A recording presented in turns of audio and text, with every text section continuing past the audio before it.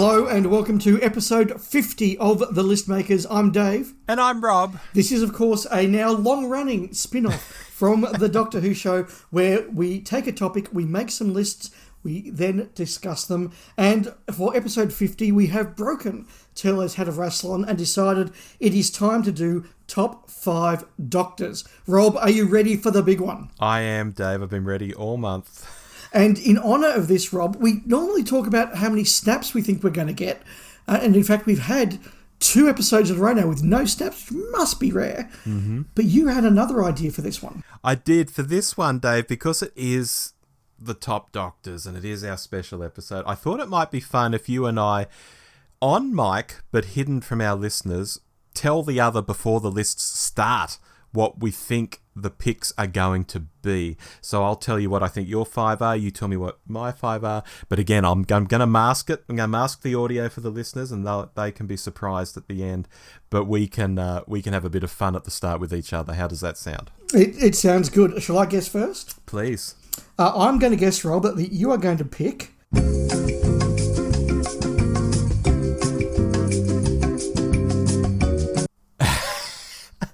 Dave, you've got... So, in response, Dave, I believe you're going to pick...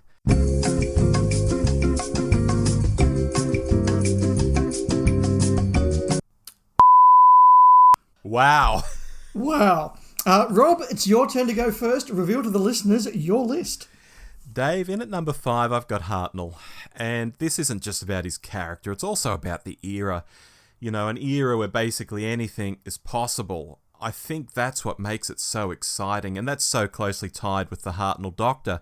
He wasn't constantly going on about Gallifrey. Gallifrey didn't exist. He wasn't playing the lonely god. That was something that would happen decades into the future. And he definitely wasn't crying all the time. None of those things were a thing during his time in the role, his era. And I know this resonates with you, Dave, because you always talk about him on the show. It was just a magical time, wasn't it? The backstory was so simple, it was almost non-existent. Literally anything could happen from episode to episode. With that setting and this twinkly old man who's like this Victorian-era explorer in space, it's just so compelling. It draws you in. Hartnell's performance is always such a joy to watch. It's great. Hartnell at number 5. Nice. At number 4, I've got Tom.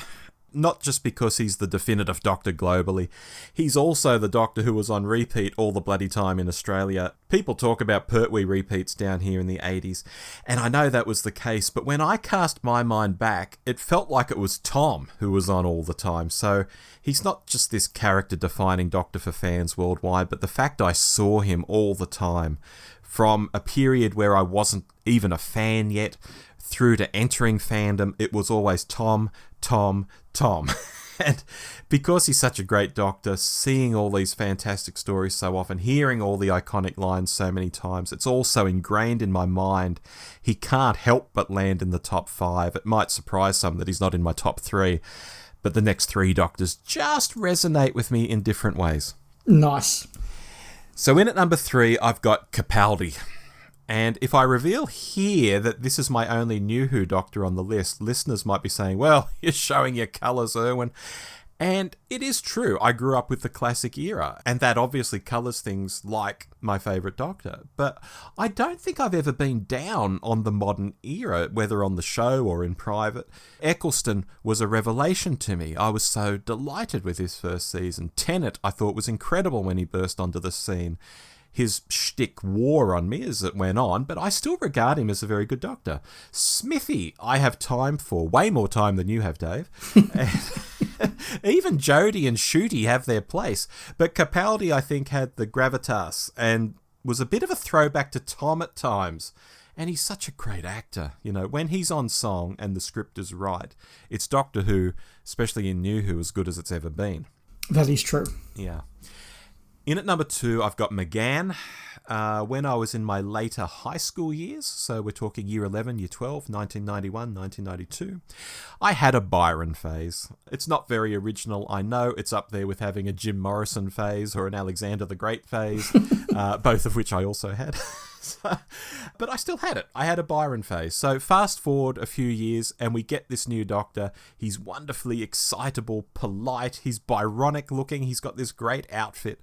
And I was all over it and so disappointed when the series didn't get picked up. But the kicker is I then got into the EDAs and the Eighth Doctor became a Doctor I felt I knew very well. Novels in general, I think, give you so much more feeling for a character than a TV show or movie does. And that was compounded when he started making Big Finish 2. I just felt I knew this Doctor, possibly the best out of all the Doctors, because of the way I'd sort of consumed content about him, hence how highly he's now landing on my list. What's your number one, Rob? No surprise for our listeners, or indeed for you, Dave. Although Davo wishes he'd been older when he took the role, I think casting Davo when they did was spot on. He had the right profile in terms of who was really popular on TV at the time. He was so different to Tom. I think it was the right vibe to introduce into the show. And although I'm not into the JNT era thing of putting Doctors into very costumey, uniform sort of outfits, Davo should have been in a 1920s linen suit or something like that, but I digress. I think everything else about Davo is right. I love his dry sense of humour. I love his exasperation. It's like we can see Hartnell trapped in this young man's body. I love that we can see aspects in the Fifth Doctor that would later be praised in New Who, particularly in younger Doctors like Tennant and Smith. And he is my Doctor, Davo. There's my list. There is your list, Rob. We can now reveal to the listeners that not only did I pick 5 out of 5 of your picks, I had 3 of them in the right order. Oh my God. I just had Capaldi and Tom swapped around. Other than that, I got it pretty much spot on. Very good. Very good. Now, Rob. Yes, Dave. When I decided to approach this list, I thought, there's a couple of ways I could do this. Yes. So I've done both. Interesting. I'm going to give you as my main list my objective list of top 5 Doctors. Oh, okay. And this is the one that I will compare your guesses with, Rob. I'll quickly do my subjective list of top 5 Doctors. Wow, okay. I'm here for it. So I decided to try and pull away as much as I can, my personal bias, and just go who are, in a worldwide sense, the top 5 Doctors. Okay. At number 5, I've gone with Peter Capaldi. It is arguable that there has never been a better actor to play the Doctor. Somebody who better embodies all the good, the bad and the ugly of the role of the Doctor. Although not every script he had was necessarily up to the standard I think it should have been, where he's on fire, he's absolutely on fire. Where he needs to be funny, he's funny. Where he needs to be dark, he's dark. Where he needs to be a hero, he's a hero. He gives great monologues. He's kind, he's a good man, he's everything you want in the Doctor, and I just think he sums up so much of being the Doctor that I think he deserves to be in the top 5. Mm-hmm. Number 4, I've put John Pertwee. You don't get the golden age of Tom without having first the silver age of Pertwee. Yeah. It's John Pertwee, again, the convergence, I've said it many times, of Pertwee, Letts, Dix, along with people like Holmes, Hulk, and all the behind-the-scenes people, and not to mention his companions, Nicholas Courtney. Yes, it all comes together, but John Pertwee is the lead who really establishes Doctor Who as more than just a quirky sci-fi show, but as proper appointment family viewing. He's the one that really brings the Doctor out into pop culture. He's the one, because he is such a showman and such a vaudevillian, that really sells the Doctor to the British public. He's the one that goes on all the chat shows and does all the publicity and sort of embraces the colour, and I think really just establishes Doctor Who as a long-running serious program, not just what could have been a quirky show that ran for a few years in the 60s. Yeah. Number 3, look, maybe my bias is showing through here a little, but I hope not, because I've put William Hartnell here at number 3 for all the reasons you had, which is he is at the end of the day the original. He's the one that set it all going. He's the one that showed the Doctor's morality, showed the Doctor's ambiguity when it comes to morals. He's got those wonderful, you always say it, Rob, his Yoda-like sense of humour, the alienness, the weirdness, but the deep down compassion, the sense of right and wrong, and again, a really strong actor. Look, yes, the technology of the 1960s where you couldn't stop it every time there was a minor fluff meant that there are some of his fluffs, but we now know some of them were scripted. We also know when he's given a really good speech, he does it really well. Something like The Massacre, he has to play the abbot, he's fantastic. He's a really strong character. He's the one that set it all off. I don't see how you can't have the first Doctor in the top 5. Yeah. Number 2, probably one of the biggest stars to play the role, that is David Tennant. Doctor Who has rarely been bigger than when David Tennant was the Doctor. He was the face of a worldwide Doctor Who mania. He's the one that sold it to the world. He's the one that made it big in Britain again. He took what was working really well with the Exton era and just took it to another level. He's the one that helped define what the Doctor's like in the modern era by bringing in that sort of sense of romance, if you like, a sort of a background sexual tension, if you like. Now, whether or not I like that in a Doctor, it's what the modern audience wanted and needed in a Doctor, and he defined it. He made it work. He was massive. You could not go to shops without David Tennant's face and the TARDIS somewhere, and I think that he deserves to be number 2. He is the biggest of the new Who Doctors. Number 1, objectively, I have to say Tom Baker. Now, depending when you grew up, you could swap my number 1 and my number 2, and I'm very relaxed about that. But I think for many of us listening, certainly for you and me, Rob, we grew up with the idea that Tom Baker was the Doctor. If you spoke to like friends or relatives who didn't really watch Doctor Who, they're like, oh, Doctor Who, yes, I like the one with the scarf. You know, that was the thing that everybody said. It's the one that we all knew. Tom Baker, he was born to play the Doctor. I mean, we've said, you know, Tom Baker isn't acting. He's just turned up and being Tom Baker. Yeah. And he just embodies the part so well. But again, Doctor Who was not bigger in the UK and Australia than it was under Tom Baker. He's the one that made it a really big cultural phenomenon, just building on the work of others I've mentioned. But he is, for many people, the Doctor. Yeah.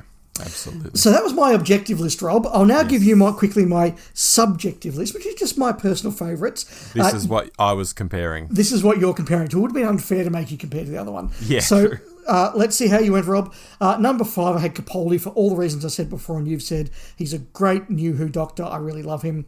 Number 3, I had Patrick Troughton. I think another really strong actor in the role.